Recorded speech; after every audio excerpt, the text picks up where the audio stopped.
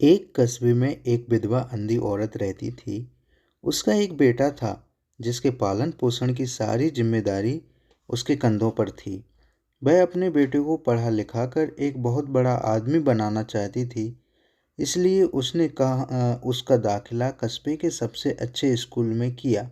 वह दिन रात मेहनत करती ताकि बेटे की स्कूल की फीस दे सके। लड़के के स्कूल के बच्चे उसकी माँ के बारे में जानते थे। वे सब उसे अंधी का बेटा कहकर चिढ़ाते थे। लड़का उससे बहुत परेशान था। उसे अपनी माँ पर शर्म आने लगी थी। वह उसके साथ कभी भी आने जाने से कतराने लगा था। जब लड़का बड़ा हुआ तो उसकी शहर में अच्छी नौकरी लग गई। उसने अपनी माँ से वादा किया कि शहर में मकान लेकर वह उसे लेने आएगा।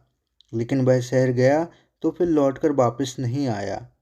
उसकी अंधी माँ उसका इंतजार करती रह गई। कई महीने बीत गए। लड़के की बात खबर कोई नहीं आई। अंधी एक दिन उससे नहीं रहा गया और वह बेटे से मिलने शहर पहुंच गई। पूछते पूछते वह बेटे के ऑफिस पहुंची। वहां सिक्योरिटी गार्ड ने उसे रोक दिया। अंधी औरत ने गार्ड को अपने बेटे के नाम बताया और बोली कि उससे जाकर कह दो कि गांव से कोई मिलने आया है। गार्ड ने जाकर उसके बेटे को बताया। बेटे ने ऑफिस की खिड़की से देखा तो उसे अपनी माँ गेट के बाहर खड़ी नजर आई। वह ऑफिस में सबके सामने अपनी माँ की वजह से शर्मिंदा नहीं होना चाहता था। इसलिए उसने कहला दिया कि वह ऑफिस में नहीं है। अंधी औरत वहाँ से चली गई। शाम को वह लड़का ऑफिस से घर जाने के लिए निकला। रास्ते में एक जगह काफ़ी भीड़ जमा थी। वह अपनी गाड़ी रोककर भीड़ के पास पहुंचा और तो बीच सड़क में अपनी माँ को मरा पाया।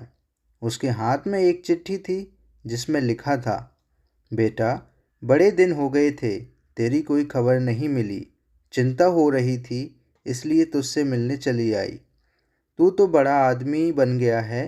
तुझसे मिलना अब शायद मुझ गरीब की किस्मत में नहीं, लेकिन मैं बहुत खुश हूँ तेरे लिए। तूने अपना ही नहीं मेरा सपना भी पूरा किया। मलाल है कि तेरी तरक्की देख नहीं सकती।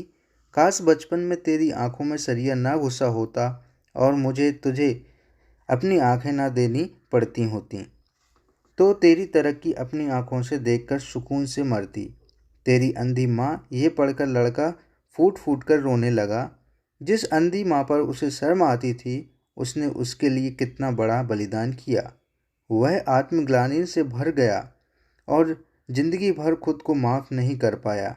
दोस्तों, माता पिता अपने बच्चों के लिए अपना सर्वस्व निछावर करते हैं। उनका हमेशा सम्मान करना चाहिए।